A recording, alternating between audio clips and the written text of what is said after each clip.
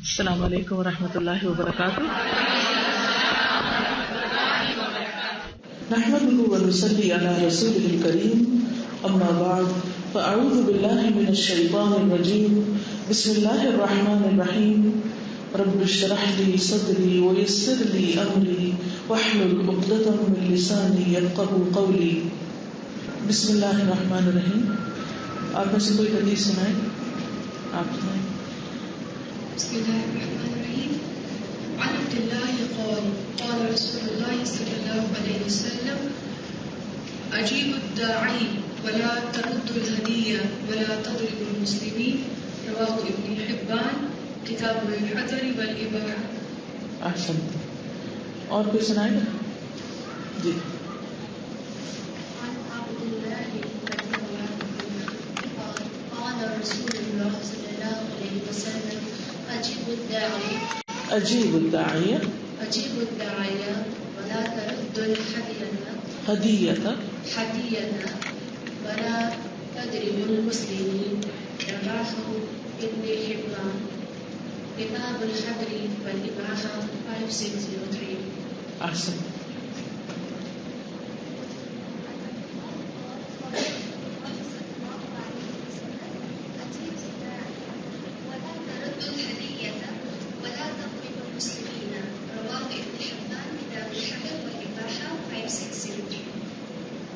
احسن.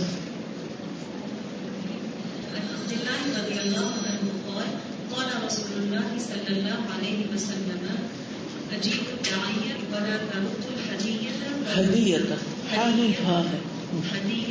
ولا تضربوا المسلمين. رواه ابن حبان كتاب الحذر والإباحة 5603. احسن. تو آپ نے اس پر کوئی عمل بھی کیا؟ ان تین چیزوں میں سے تین چیزیں ہیں نا، اجیب الداعی ولا ترد الہدیہ ولا تضرب المسلمین. کسی کو مارا تو نہیں، اور کسی کے ساتھ شیئر کی حدیث. ریفلیکشن ٹائم ہے نا اب، کیونکہ علم صرف معلومات حاصل کرنے کا نام نہیں ہے، علم عمل کرنے کا نام ہے. علم کی تکمیل اس وقت ہوتی ہے جب انسان اس پر عمل کرتا ہے.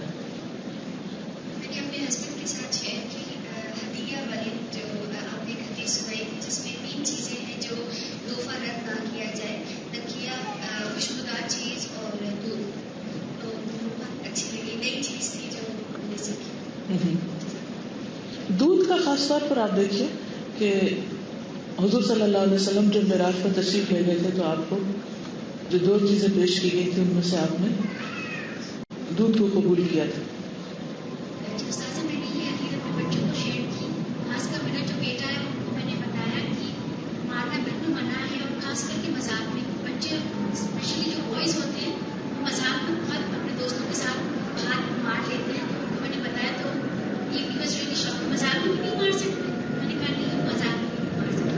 کیونکہ بعض اوقات مذاق میں یہ تو شروع ہوتا ہے مان بھائی اور پھر سیریس ہو جاتے ہیں.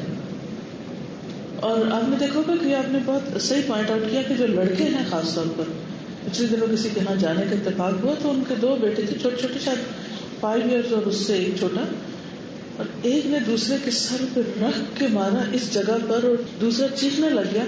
حالانکہ وجہ کچھ خاص تھی نہیں، مجھے تو سمجھ نہیں آئی کہ اس نے مارا کیوں دوسرے کو. تو اس سے مجھے ہوا کہ یہ جگہ جیسے تعلق بولتے ہیں یہ بہت ہی سینسیٹیو جگہ ہوتی ہے، اور اگر بچے چھوٹی چھوٹی بات پر اتنا سخت قسم کا مار پٹائی کر رہے ہیں تو نقصان بھی ہو سکتا ہے. تو یہ ماؤں کی ذمہ داری بنتی ہے کہ وہ اگر یہ کہیں گے کہ مت مارو تو بات نہیں بنے گی، لیکن اگر ان کو یہ سکھائیں گے کہ نبی صلی اللہ علیہ وسلم نے اس سے منع کیا ہے، اور اس سے پہلے اگر آپ اللہ کے رسول صلی اللہ علیہ وسلم کی محبت ان کے دل پہ ڈال دیں گے تو معاملہ آسان ہو جائے گا. یعنی یہ آپ کا حکم نہیں ہے یا آپ ان سے مطالبہ نہیں کر رہے، بلکہ اللہ کے رسول صلی اللہ علیہ وسلم کا فرمان ہے یہ، تو انشاءاللہ اس سے فائدہ ہوگا. السلام علیکم. میری فرینڈ کا فون آیا تو اتفاق سے اس کا بات کر رہی تھی مجھ سے، تو اس سے پیچھے اس کا چھوٹا سا بیٹا تھا، وہ ہوم ورک کر رہا تھا. تو اسی وقت مجھے خیال آیا حدیث کا. میں نے اس کو یہ بتایا کہ آج ہم نے حدیث پڑھی ہے، مائیں زیادہ تر بچوں کو پڑھاتے ہوئے آؤٹ آف کنٹرول ہو جاتی ہے اور مار دیتی ہے اپنے بچوں کو. تو مجھ سے کہنے لگی تم اس لیے کہہ رہے تمہارے بچے بڑے ہو گئے. تو میں نے یہ کہا اس سے کہ باقی بات اصل یہ کہ اسی لیے ایسی محفلوں میں جانے کا کہا گیا ہے کہ آپ ایسی محفلوں میں بیٹھو تو اس سے ہمیں باتیں پتہ چلتی، یہ پتہ چلتا ہے، ہمیں پتہ ہے بچوں کا نہیں ماننا چاہیے، مگر یہ کہ نبی پاک کی حدیث ہے، ان کا فرمان ہے، اور پھر ایسی محفلوں میں جانے سے آپ کو موٹیویشن ملتی ہے، عمل کی قوت ملتی ہے. بہت سی چیزوں کا ہمیں معلوم ہوتا ہے، علم ہوتا ہے، یعنی ہم جانتے ہوتے ہیں کیا کرنا ہے کیا نہیں کرنا، لیکن بہت سے لوگوں کا یہ مسئلہ ہوتا ہے کہ جو جانتے ہیں اس کو کر نہیں پاتے.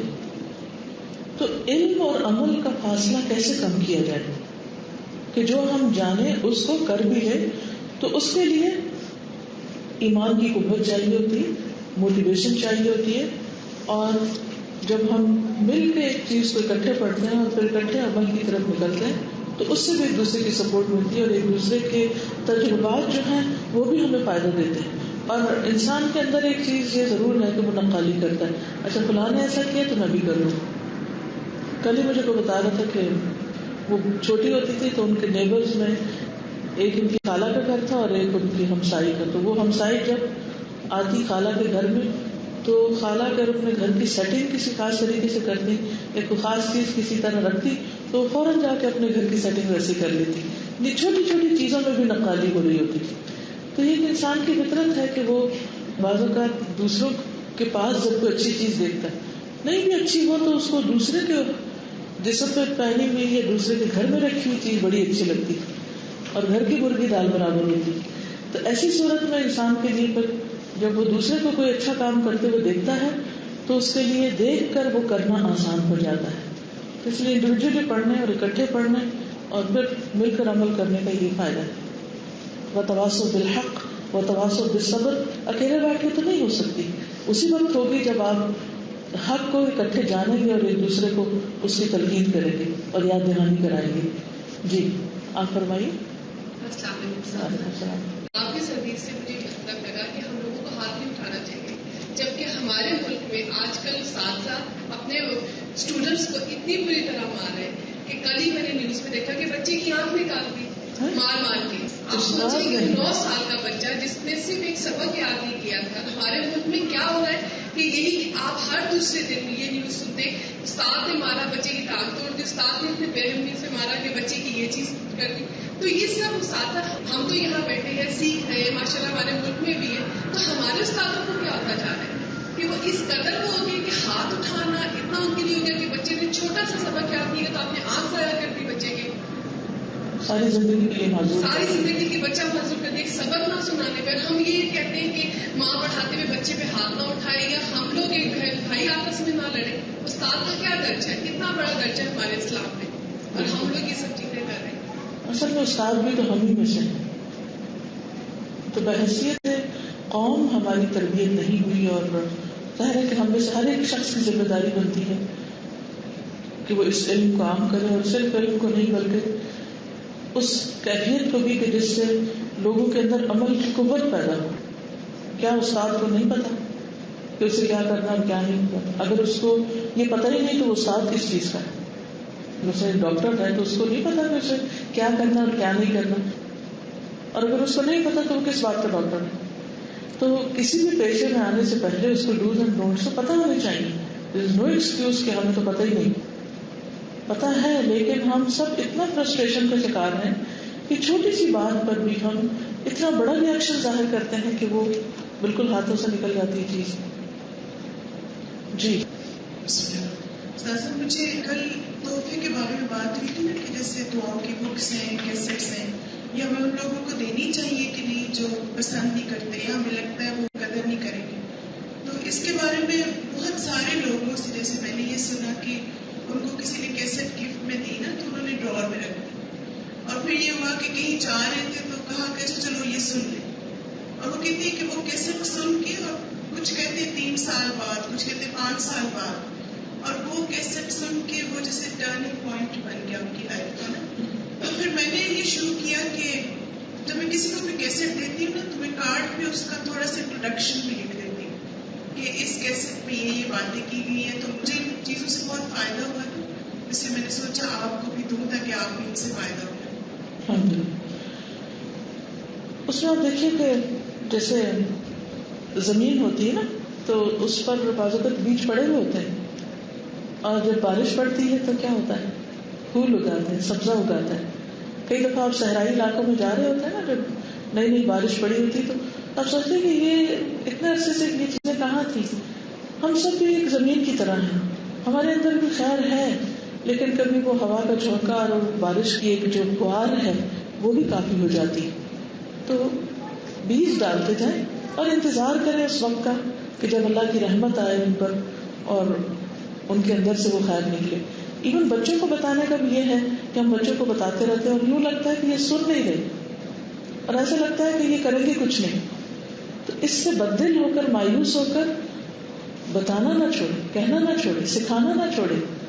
You never know، کیونکہ ہدایت اللہ کے ہاتھ میں، کب کس کا دل کھل جائے اور کب اس کو وہ باتیں یاد آ جائیں اور کب وہ ان پر واقعی عمل بھی کر سکے. کہتے ہیں نا کہ بچپن میں جو تعلیم ہے، اور تعلیم فی الصغر کالنقش فی الحجر، بچپن میں سکھا دینا ایسا ہی ہے جیسے پتھر پر کچھ نقش بنا دینا. تو پتھر پر بنے ہوئے نقش جو ہے وہ زندگی بھر نہیں مٹتے. جی آپ فرمائیے. السلام علیکم ورحمۃ اللہ وبرکاتہ. کل جو حدیث تھی سبحان اللہ، مطلب میں نے شیئر نہیں کیا اپنے گھر والوں سے، کیونکہ اس کا جو اینڈ کا پارٹ تھا نا کہ مسلمان مارتے نہیں ہیں. میں اپنے بچوں کو پہلے مارا کرتی ہوں بہت زیادہ، تو میں یہ سوچ رہی تھی میں شیئر تو کروں گی بچوں سے، لیکن بچے کو پہلے مجھے یہ کہیں گے کہ مما آپ تو مارتی بھی تھی ہمیں. الحمدللہ فرائیڈے سیٹرڈے کی جو کلاسز میں لے رہی ہوں آپ کے ساتھ، اس میں بھی آپ نے مینشن کیا تھا کہ بچوں کی وہ عزت نفس کو مجروح نہ کرے، ان کو مارے مت. اسی دن سے میں نے اللہ سے پرومس کری ہے کہ میں انشاءاللہ کبھی نہیں ماروں گی. الحمدللہ اس دن سے میں بچوں کو بالکل نہیں مار رہی، اور ٹوٹلی ان کا مطلب میرے گھر کا ایٹماسفیئر ہی چینج ہو گیا ہے. لیکن پھر مجھے لگ رہا تھا میں بچوں کے ساتھ فی الحال اس حدیث کو شیئر کرنے کی قابل بالکل نہیں ہوں جب تک بچے خود آ کے مجھے کہیں کہ مما آپ کو اپنی کبھی نہیں مارتی. جزاک اللہ خیر. جی آپ کچھ کریں.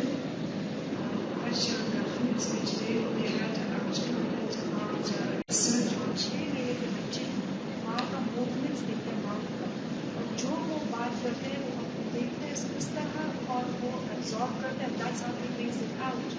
So it's so important one کہ جو ہم بات یہ کہتے ہیں کہ انہوں نے نیوز پیپر میں پڑھا ہے آج کے کہ 6 مہینے کا بچہ ماں کے جو ہونٹ ہیں اس کی جو موومنٹ ہے اس کو بھی آبزرو کر رہا ہوتا ہے اور پھر وہ چیزیں اپنے اندر لے رہا ہوتا ہے اور پھر کسی نہ کسی شکل میں اس کے اخلاق میں، اس کے شخصیت کے اندر نمایاں ہوتی ہے. اسی طرح